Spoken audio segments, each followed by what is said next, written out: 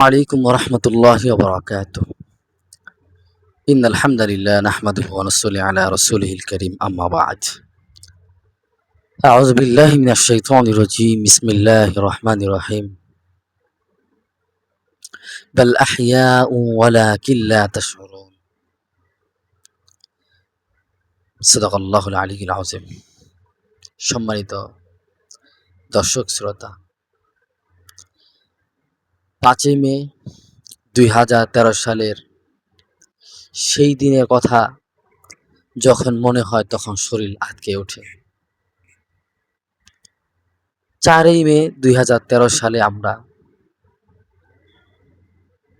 নবীপ্রেমিক ছাত্র সমাজ, তৌহিদি জনতার একটি অংশ আমরা 4 তারিখ আরজাবাদ মাদ্রাসা অবস্থান করি। সেখান থেকে আমাদের আমল শিখা এবং পরবর্তীতে আমরা কোথায় যাব সেখান থেকে নির্দেশ আসা। আমরা চলে গেলাম গাবতলী পয়েন্টে, যেখানে হাজারো লাখো মানুষ জড়ো হচ্ছিলেন।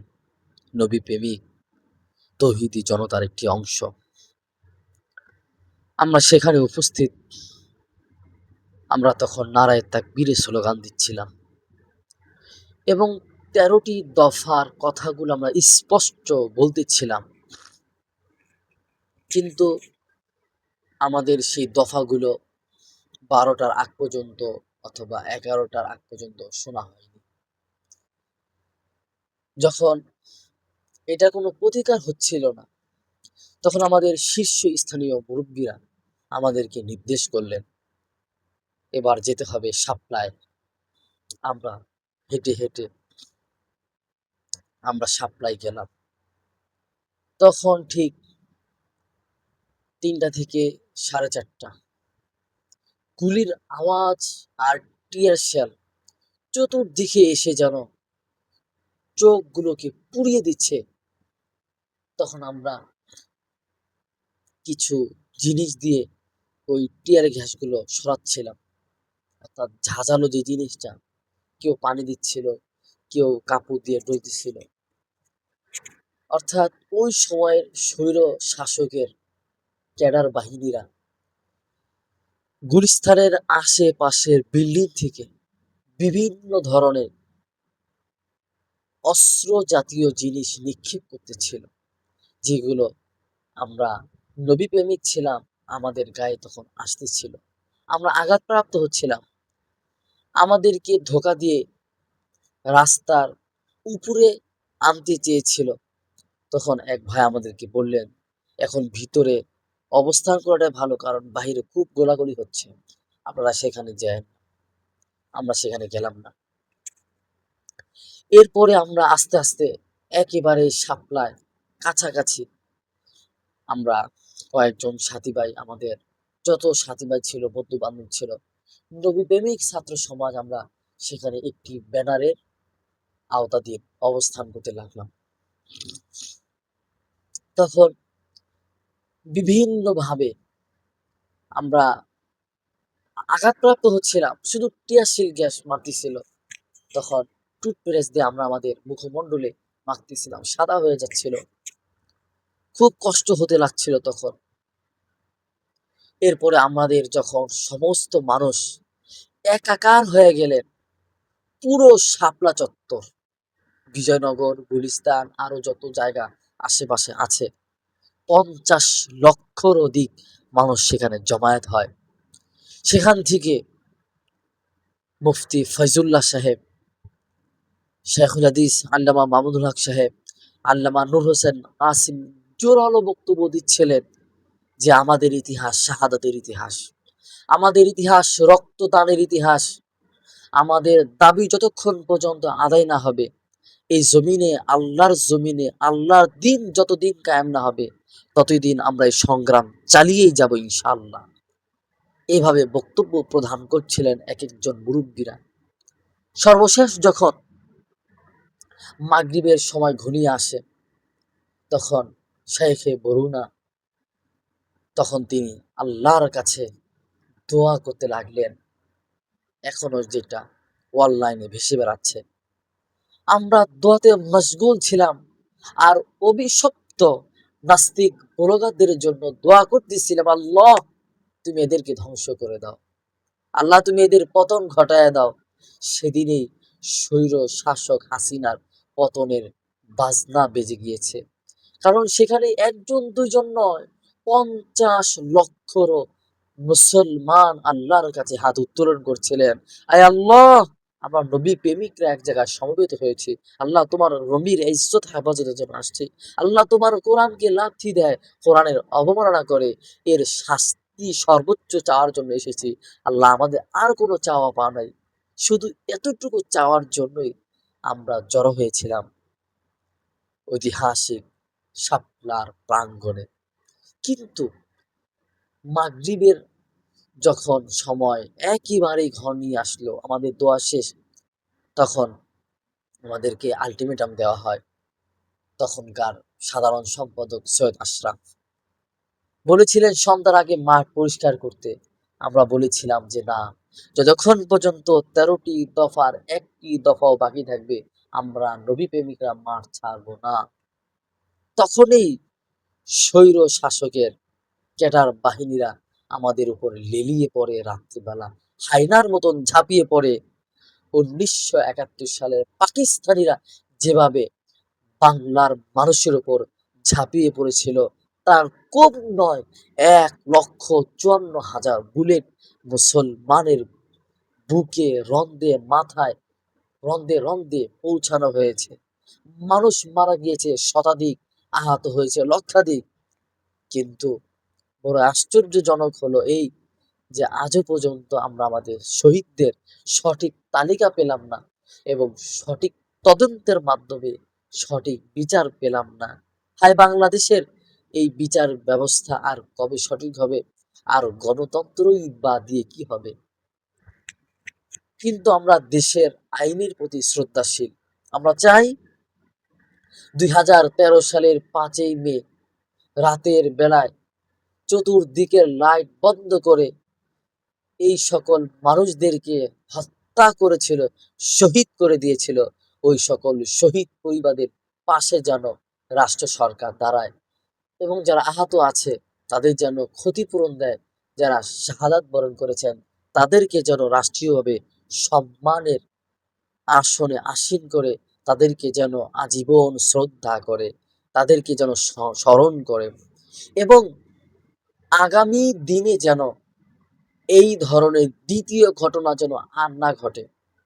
আমরা নিরস্ত্র ছিলাম, আমাদের হাতে কিছু ছিল না, আমাদের হাতে ছিলই শুধু আল্লামা আহমদ শফি রহমাতুল্লাহ ঘোষিত তাসবিহ জায়নামাজ, এছাড়া আর কিছুই ছিল না। আমরা তাসবিহ দিয়ে আল্লাহর নাম জপতেছিলাম, জায়নামাজ দিয়ে আল্লাহর কাছে তখন নামাজ পড়তেছিলাম। তখন সেই নামাজরত অবস্থা কিছু কিছু নবী প্রেমিক এমনও ছিল ঘরে বসে থাকতে পারে না, নবীর নামে অবমাননা, কোরআনের নামে অবমাননা। আমাদের বয়স যখন ছোট ছিল, আমরা তখন আর ঘরে বসে থাকি নাই, আমরা বের হয়ে আসছি নবীর ইজ্জত হেফাজতের জন্য। কিন্তু সেই আমরা স্টেজের মাইক থেকে ভেসে আসা বয়ান শুনতেছিল, কেউ নামাজরত ছিল, কেউ তাসবিহ জপতেছিল, কেউ কোরআন তেলাওয়াত করতেছিল। কিন্তু ঠিক ওই মুহূর্তে চতুর্দিক থেকে বিকট আওয়াজ আর আওয়াজ, গুলি বিদ্ধ হয়ে অনেক মানুষ হাহাকার করতেছিল। আমরা যেভাবে পেরেছি সেভাবে চতুর্দিকে ছোটাছুটি করেছি। কত মানুষ কত বিল্ডিং এর কোনায় কোনায় গিয়ে পালিয়েছিল, কিন্তু কেউ রক্ষা পায় নাই ওদের হাত থেকে। কান ধরে ধরে ওরা পিটিয়েছিল এবং সর্বশেষ লাঞ্ছিত বেইজ্জতির সাথে আমাদেরকে বের করে দেওয়া হয়েছিল সেসব চত্বর থেকে। সারা রাত সেখানে আমরা ছিলাম। কি ভয়ঙ্কর রাত ছিল! এক একটা মুহূর্তে যেন এক একটা দিনের মতন মনে হচ্ছিল। মনে হচ্ছিল এখনই বুঝি বুলেটের আঘাতে শহীদ হয়ে যাবে, কিন্তু শাহাদাতের তামান্না থাকা সত্ত্বেও শহীদ হতে পারি নাই। কিন্তু সেই শহীদি তামান্না নিয়েই চলাফেরা করি। আল্লাহর জমিনে আল্লাহর দিন কায়েম করব বলেই আল্লাহর দিন শিখেছি এবং মানুষের মাঝে এলেম বিতরণ করে থাকি। হে আমার বাংলা ভাষাভাষী মুসলমান ভাইয়েরা, আসুন আমরা শাপলার ওই দিনকে বুকে ধারণ করি এবং সেদিন কি ঘটেছিল সেদিনের প্রতিটা সেকেন্ড আর মিনিট ঘন্টার সময়গুলো আমরা আমাদের বর্তমান প্রজন্মের মানুষদের কাছে পৌঁছায় দিই, যেন তারা বুঝতে পারে কেন শাপলা ঘটিত হয়েছিল। শাপলা ঘটিত এই জন্য হয়েছিল যেন নবীর ইজ্জত লণ্ঠিত না হয়, কোরআন অবমাননা যেন আর না হয়, কাদিয়ানীদেরকে যেন অমুসলিম ঘোষণা করা হয়। এইভাবে 13টি দফা ছিল। আমরা রাষ্ট্র দখল করতে যাই নাই, আমরা কোনো এলাকা বানচাল করতে যাই নাই, আমরা আগুন ধরাই নাই, কিন্তু আমাদেরকে অপবাদ দেওয়া হয়েছিল। 16টি বছর যেই অত্যাচার আর নিপীড়ন করা হয়েছে, এই শাপলার শহীদ পরিবারদের ওপর চরম নির্যাতন করা হয়েছে এবং আমরা যারা সেখানে গিয়েছিলাম আমাদেরও অনেক শাস্তির সম্মুখীন হতে হয়েছিল। আমরা নবীর জন্য, আল্লাহর জন্য, দিনের জন্য শাস্তিকে শাস্তি মনে করি না, কিন্তু যেহেতু বাংলাদেশ ইসলামের দিনের জন্য এ রাষ্ট্র পুনর্গঠিত হয়েছে, পাকিস্তান থেকে বাংলাদেশ এই জন্য হয়েছে যে এখানে স্বাধীনভাবে মানুষ কোরআন সুন্নাহর কথা বলবে, আল্লাহর রসুলের কথা বলবে। কিন্তু সেই স্বাধীনতা যদি আমাদেরকে না দেওয়া হয়, তাহলে আমরা আর ঘরে বসে থাকতে পারবো না। আমরা আমাদের বর্তমান সরকারের কাছে বলতে চাই, আপনি এখানে পদক্ষেপ নেন, শহীদ পরিবারের পাশে দাঁড়ান, আহত পরিবারের পাশে দাঁড়ান এবং এই ধরনের ঘটনা যেন রাষ্ট্রীয়ভাবে দ্বিতীয়বার সংঘটিত আর না হয়, এটাকে খেয়াল করে আপনাদের পদক্ষেপ নিতে হবে। আমি হেফাজুল ইসলাম বাংলাদেশের সাধারণ কর্মী, সাধারণ উপস্থিত হওয়া কর্মী, দলীয় কোনো কর্মী নয়, উপস্থিত হয়েছিলাম, সেই কর্মী হিসাবে এই আবদারটুকু রাখলাম। আপনারা আশা করি সকল মুসলমান এই কথার সাথে একমত হবে এবং মাওলানা মামুনুল হক সাহেব বিভিন্ন টক শোতে সুন্দরভাবে ওই দিনের কথাগুলো মানুষের কাছে প্রমাণ সহ তুলে ধরেছেন। আপনারা সেগুলো শুনুন এবং আপনাদের ছোট ছোট বাচ্চা এবং কলেজ পড়ুয়া, স্কুল পড়ুয়া, ভার্সিটি পড়ুয়া সকলের মাঝে এই শাপলার চেতনাকে মানুষের কাছে তুলে ধরেন। শাপলা থেকে 24 আমরা এটা ধারণ করি, লালন করি এবং এটাকে বিশ্বাস করি এবং এর নামেই বাংলাদেশ, এর নামেই আল কোরআন, আল্লাহর দ্বীন হিসাবে আমরা সারা পৃথিবীতে এই ঘটনাকে জানিয়ে দিতে চাই যে আমরা সেদিন একমাত্র উপস্থিত হয়েছিলাম আল্লাহর দ্বীনের জন্য, দ্বিতীয় কোনো কারণে নয়। কিন্তু সেই ঘটনাকে কেন্দ্র করে মজলুম আলেমী দ্বীন, মুজাহিদে আজম, মুজাহিদে মিল্লাত আল্লামা হাফেজ জুনায়েদ বাবুনগীর উপর যে 85 নির্যাতন করা হয়েছিল, তিনি আর জেল থেকে সুস্থ অবস্থায় ফিরতে পারেন নাই, তিনি আর মৃত্যুর আগ পর্যন্ত সুস্থ হন নাই।